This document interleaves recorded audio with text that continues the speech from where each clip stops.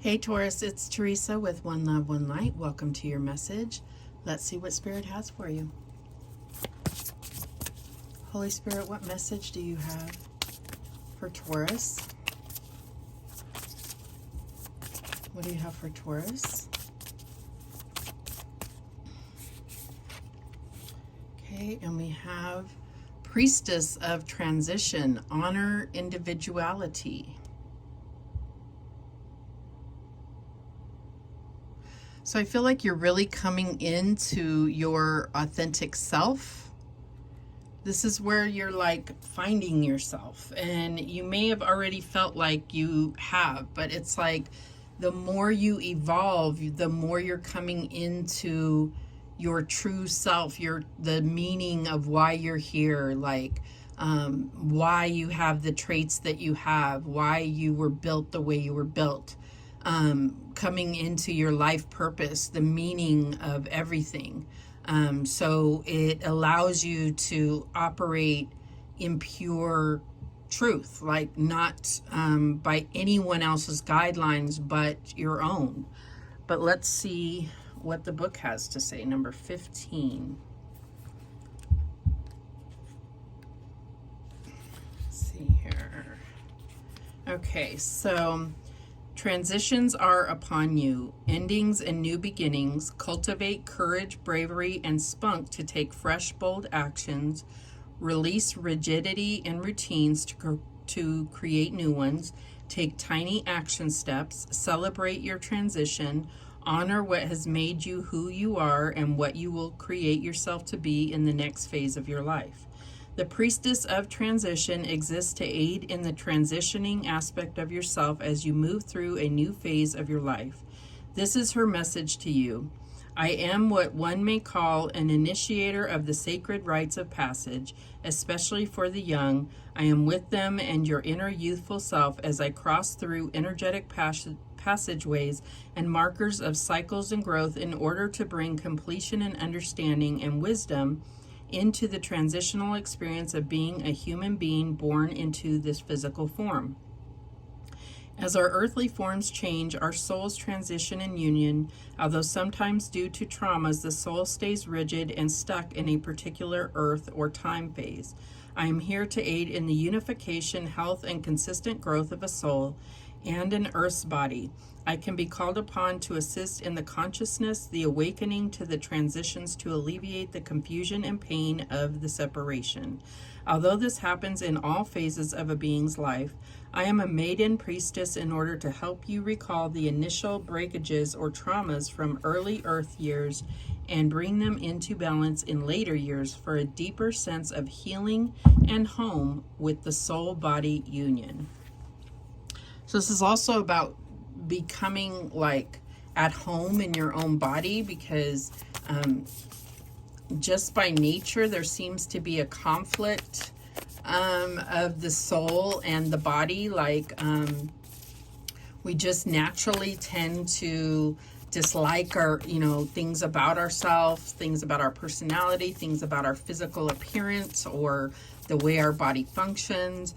And we fight against that kind of our whole life, about trying to improve, and it's not necessarily a bad thing, but it can become a bad thing, especially it seems for women. So I feel like there's something about becoming much more at home and much more in tune with your inner beauty and your understanding of even your own physical beauty, your natural beauty.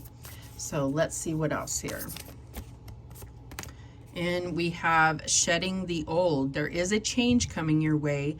Cultivate a sense of adventure so you will be able to see these new prospects. So definitely both of them talking about change, transition, and coming out of your old skin into a new skin, shedding old ways, becoming comfortable with the new you in a sense.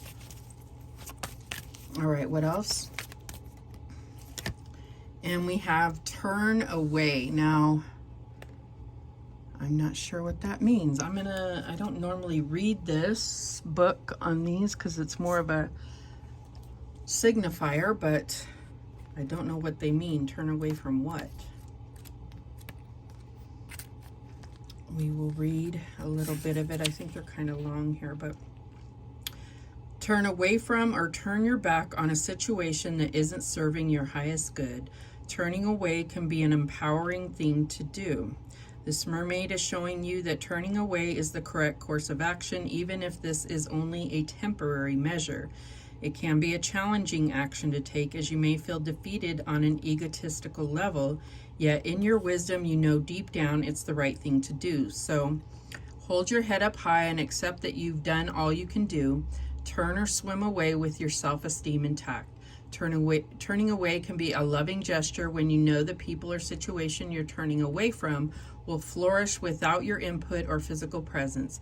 You can still send healing thoughts to the people or situation so that you feel better about changing course, and you'll still be helping by sending blessings from a distance. Sometimes we need to turn away from a situation to gain a better perspective on things.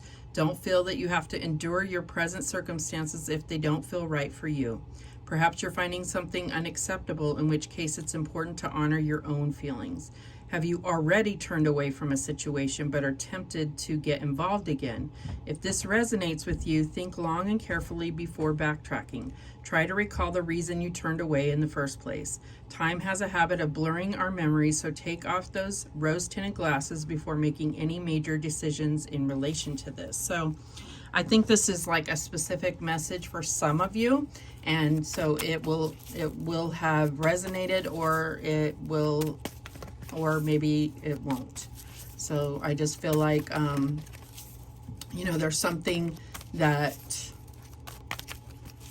message was either for you or it wasn't. All right, what else do we have here? Okay, and we have the Tower, rebuild. So I feel like this happened already, like in the recent past, where things just felt like they were in total upheaval. Everything crumbled to the ground. And so now it's really about rebuilding. So that's this change that you're going through. It's like, how do I put the pieces back together? And I feel like really when it's saying rebuild, it is about kind of starting fresh and not rebuilding the same thing, but starting new and starting from scratch, rebuilding or building something brand new. And now we have the Eight of Swords, helpless and hopeless. So this definitely can be the feeling of not knowing where to get started or how to possibly make things work, like feeling like you don't have the resources to make this happen, or you don't have the support you need, or that you're doing things all alone, or that you just don't know how you're going to make it work, or you don't know how to get out of a situation or how to make things happen at all. And really, there are no restrictions. These are restrictions that you're putting on yourself. So that is a reminder there. What's the challenge here? If this isn't already challenging enough, what is the challenge here? And we have the Lovers. So I feel like this is definitely surrounding a relationship. And I feel like it may have crumbled, or there may have some event may have happened to really put a deep separation within the relationship, whether this is a physical separation or just an emotional separation. It's really put a huge gap, and you feel like you're not growing anymore. You're not growing together. It could be anything, right? It could be different for each of you. So I feel like there is something where, in order for you to grow and heal and become the best version of yourself, that's where this turn away is coming in. And I feel like this could be the hardest thing you have to do, but it may be temporary, or it may evolve into a permanent solution for you. What is the advice from Spirit here? And we have the third eye chakra. So what I'm getting here is like You know, there are things that you're clearly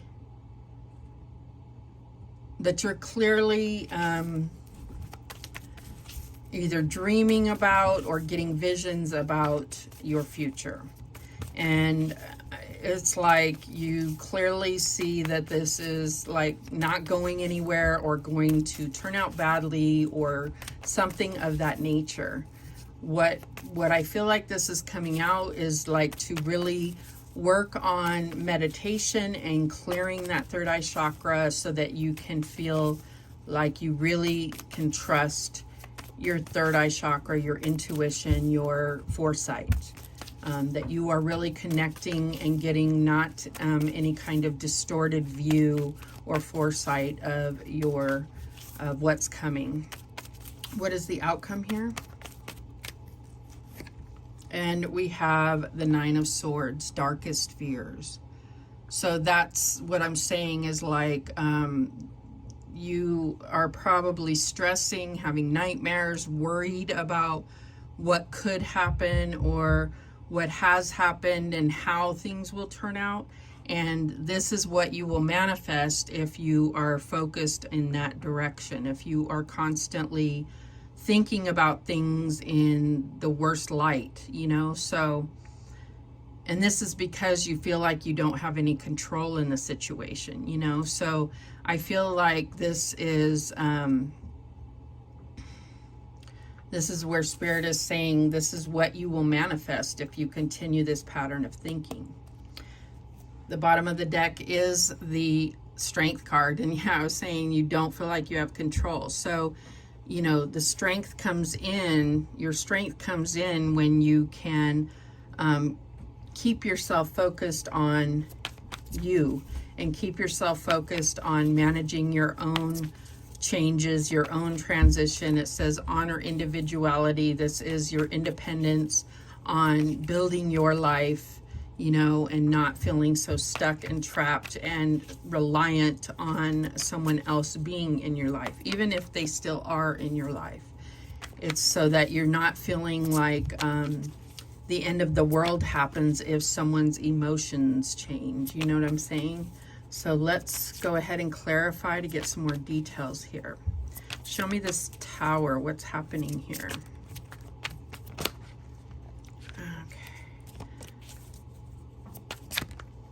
Okay, so we have the Page of Swords. So I feel like there was some very disturbing or monumental information that came to you. This could have been some type of accusation, some type of court summons, or but definitely could have even been a conversation, but it was life-changing. That's what I'm getting here. Show me this Eight of Swords. And we have the Ten of Swords. Yeah, I feel like whatever this Page of Swords, it was the last straw. This is what was the final betrayal, the final lie, the just stabbed in the back, and the ending that put this to death, basically. So, yeah. Which obviously the finer details, this is a general reading, so I feel like the finer details would be different for each of you. Show me this Lover's card in the challenge position. And we have the Five of Swords. So, yeah, I just feel like this has been kind of situation after situation, in a sense, like this kind of, it's not exactly the same, but it seems to be what happens in relationships, what you've experienced over time is these types of games and endings, in a sense, that they don't end well. And maybe they're not exactly the same, but it always seems to end in bloodshed and in pain. That's what I'm getting here. Show me this third eye chakra as the advice. And we have the Queen of Wands. So yes, This goes right along with this, is exactly what you focus your mind on is what you're manifesting. And this could be used to your advantage or to your demise, is exactly what it's saying. What you are focused on is what you are manifesting. You are very powerful. You are very magnetic. You are drawing to you exactly what you dwell on in your mind and your intentions. So that being said, you harness that power, use that power to attract into your life those things that you actually desire, not this nightmare life that you seem to have been repeating in a sense. All right, so show me this Nine of Swords. And we have the Fool. So yeah, this is where you have to let go of control, trust in the divine, have faith, and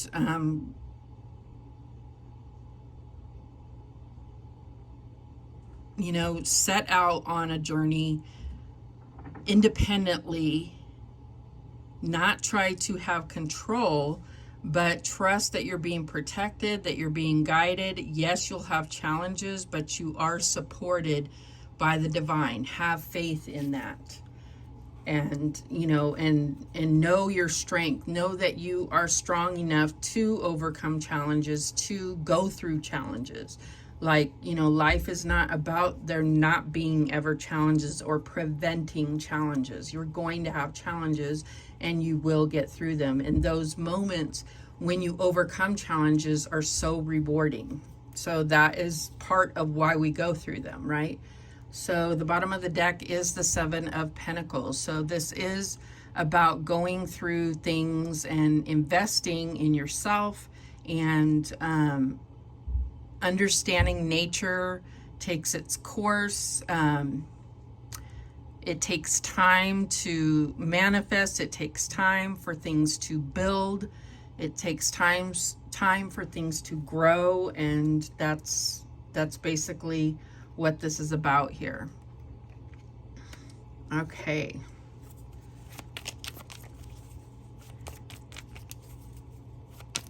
What guidance do we have for Taurus? And we have chance, allow the sea to wash its chest of wonders ashore. You never know what the tide may bring in. So there is risk involved here, but it's like I said, there, you are protected. Yes, you'll come across challenges, but it's like you have the strength to overcome them. Self-care, drowning doesn't always require water. So always be sure to take care of yourself, get enough rest, pamper yourself, like invest in yourself, and that's what will keep up your strength. And we have listen. The secrets of the sea become apparent when we listen to the sound within the shells. And we have opportunity. You will prove yourself and discover if you brave the rough seas. Yeah, I feel like it's almost like you need to prove to yourself that you can handle things, because when challenges arise, it's like there's a panic that you're not going to make it every time. And you already know, if you look back, that you can make it. You've made it through so much already. The bottom of the deck, change. We got that change, shedding the old, transition. Know when to move to a new shell, especially if yours no longer fits. So there's definitely this, theme here of moving on and going through this transition and change. And it's going to create this whole new life for you. So those are the messages that came through for you. Thank you so much for watching. I do appreciate it. Please, please, please subscribe. And remember, the universe has your back, and so do I. Take care.